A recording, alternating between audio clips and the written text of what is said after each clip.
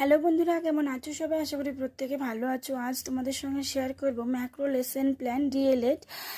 আমাদের পরিবেশ একক হচ্ছে শরীর, আর উপ একক হচ্ছে নাক, কান, চোখ, জিভ, চামড়া মিলে মিশে আমরা পাঁচজন। এটাই আজকের পাঠ।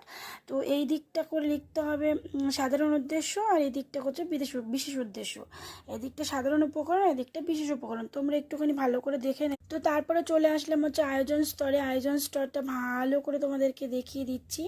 এখানে বিষয়বস্তু, শিক্ষিকার কাজ, যৌক্তিকতা, শিক্ষার্থীর আচরণ, যৌক্তিকতা, সময়, শিক্ষার্থীর প্রত্যাশিত প্রতীক। এরপরে হচ্ছে এখানে পাঠ ঘোষণা করতে হবে আজকের পাঠটা। এরপর হচ্ছে এটা হচ্ছে উপস্থাপন স্তর। উপস্থাপন স্তরটা তোমরা দেখে নাও একটুখানি। আর প্রত্যেকটা স্কিল এখানে মেনশন করতে হবে, প্রত্যেকটা স্কিল এখানে আনতে হবে এরকম করে।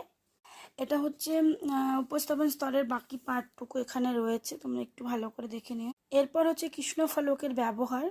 এইবার হচ্ছে মূল্যায়ন স্তরটা এখানে আমি করে দিয়েছি, তোমরা একটুখানি জুম করে দেখে নিও সুন্দর করে।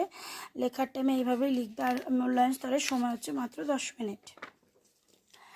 এরপর হচ্ছে সংশোধনী পাঠ, দেখে নাও সংশোধনী পাঠটা কীভাবে লিখবে। তো আজকের এই ছোট্ট ভিডিওটা তোমাদের কেমন লেগেছে, আর ম্যাক্রো লেসন প্ল্যানটা তোমাদের কেমন লেগেছে অবশ্যই কমেন্টসের মাধ্যমে জানিও।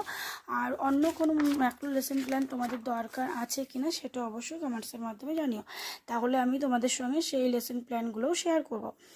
আর others activity, school base activity, এই সমস্ত খাতাগুলো তোমাদের লাগবে কিনা তাহলে অবশ্যই কমেন্টস করে জানিও। টাটা।